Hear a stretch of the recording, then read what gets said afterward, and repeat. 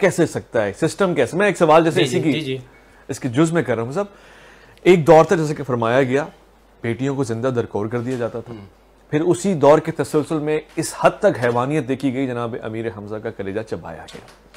پھر تو اسلام آ گیا نا، پھر یہ دور واپسی کیسے آ گیا کہ جناب حضرت علی اصغر کو نیزے میں بلند کیا جا رہا ہے، نواسہ رسول کو نیزے میں بلند کیا جا رہا ہے؟ پھر یہ اسلام کیسے آ گیا کہ جناب سکینہ کو تماچے مارے جا رہے ہیں؟ یہ جہالت کا دور، جناب عثمان کو شہید کیا جا رہا ہے، یہ دور واپسی کو شہید کیا جا رہا ہے. نہیں، میں اس کلیجے چبانے والے واقعے پہ اس لیے لمیٹڈ ہوں. چلیں شہادت تو مسلمان کا ورثہ رہے، بیچ میں رکھیں گے آپ. میں اس جنگلی پنے اور حیوانیت کی بات کر رہا ہوں. دیکھیں حضرت عمر کو بھی شہید کیا گیا، میں اس قابل میں نہیں جا رہا، مگر یہ حیوانیت جو کربلا میں دیکھی گئی، یہ تو ہمیں جنگ غزوہ احد میں دیکھی گئی تھی. اس سے پہلے عربوں میں یہ رواج تھا کہ قائم کیسے، یہ ٹوٹی کیسے نہیں؟ دیکھیں یہ اچانک سے نہیں ہو گیا، اور مولانا نے جو اس کی جو تشریح کی ہے کہ بس قدرت اس طرح سے کرتی ہے. دیکھیں قدرت شر کو پیدا نہیں کرتی ہے.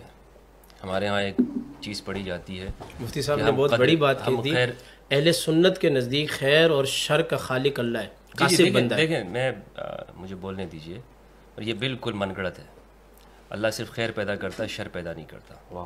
ٹھیک ہے، قرآن مجید میں ہے خیر کا قادر اللہ ہے، اس کو پیدا کرنے والا. شر جو ہے یہ انسان کی اپنی نفس کی طرف سے ہوتا ہے. بہرحال میں یہ بات کرنا چاہوں گا کہ معاویہ بن ابی سفیان نے اپنے زمانے میں زبردستی لوگوں سے بیعت لی، اور عبداللہ ابن عمر سے بخاری کے اندر روایت ہے کہ حکم دیا کہ بلکہ عبداللہ ابن عمر کو قتل کی دھمکی دی.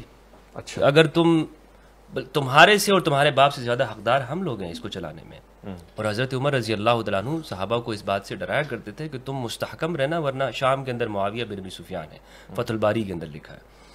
تو معاویہ بن ابی سفیان نے اس معاہدے کی خلاف ورزی کی جو کہ امام حسن علیہ السلام کے ساتھ تھا.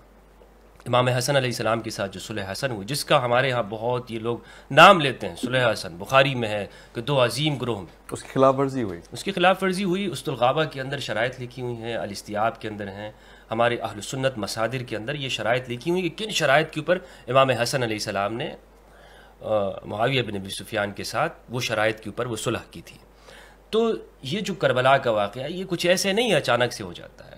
یزید نے اس کا اقرار کیا ہے کہ میں نے بدر کے مقتولین کا، اپنے آباء و اجداد کا جو علی کے ہاتھوں سے قتل ہوئے ہیں اس کا بدلہ لیا ہے. یہ حکمرانی کی طرف آنا یہ ایک سفر تھا، یہ ایک پلان کے ساتھ ایک کام ہوتا رہا. یعنی آپ یہ دیکھ لینا کہ اموی حکمران ان کے ارد گرد کون لوگ ہیں، کون ان کے گورنر ہیں. یزید کے ساتھ ارد گرد کون لوگ بیٹھے ہوئے ہیں، کون اس کا ٹیچر ہے، کون اس کا گورنر ہے. مروان بن حکم، یہ سارے وہ لوگ ہیں کہ جنہیں نبی صلی اللہ علیہ وسلم نے مدینہ سے دھتکار دیا تھا. یہ وہ لوگ ہیں، یعنی ایک سسٹم ہے، ایک سسٹم ہے. وہ طلقہ ہے، مؤلفۃ القلوب کا اکثر طبقہ ہے کہ جو اپنی پوری زندگی میں وہ نبی صلی اللہ علیہ وآلہ وسلم کی اس دعوت دین کے مخالف رہا ہے، یہ دینی نظام سے ٹکرایا ہے.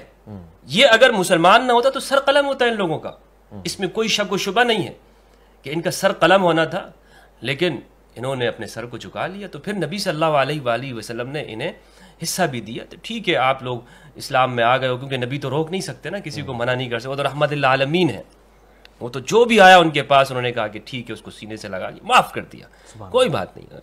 لیکن اور یہ اہل بیت کی بھی روش رہی ہے، اہل بیت یہی امام زین العابدین علیہ السلام کتنا بڑا، یعنی جو واقعہ ہے اس کے عینی شاہد اور گواہ ہے کہ جب بھی ان کے سامنے پانی اور کھانا رکھا جاتا ہے آنکھوں سے آنسو آ جاتے ہیں امام کے سامنے. کربلا کے عینی شاہد ہیں. ان کے پاس جب مروان کو واقع حرہ ہوتا ہے 62 ہجری کے اندر، تو واقع حرہ سے پہلے واقع حرہ میں بھی مروان کی فیملی کو آپ نے امام ذی العابدین امان دی ہے. اللہ اکبر. کوئی ان کو امان نہیں دینے والا تھا. حضرت عبداللہ ابن عمر کے پورے سیاسی تعلقات موجود تھے یزید بن معاویہ کے ساتھ، لیکن انہوں نے بھی اپنا دروازہ بند کر دیا، میرے پاس نہیں آؤ. لیکن امام ذی العابدین علیہ السلام، کسی نے کہا کہ یہ تو وہ ہے کہ جس نے آپ کے پورے خاندان کو شہید کیا، تو امام نے فرمایا یہ ان کے اخلاق تھے اور یہ ہمارے سبحان اللہ، ہم اپنے اخلاق کے ساتھ معاملہ کرتے ہیں. تو اہل البیت علیہم السلام کے ساتھ جو ہوا، اویس بھائی علامہ صاحب، وہ پری پلان سارا کام تھا. ٹھیک ہے کہ یزید نے اپنے نانا جو کہ امام علی علیہ السلام کے ہاتھوں بدر میں مارا گیا، معاویہ بن یزید کا چچا جو کہ امام علی علیہ السلام کے ہاتھوں مارا گیا، اس کا بدلہ لیا ہے. اور اشعار بھی ہیں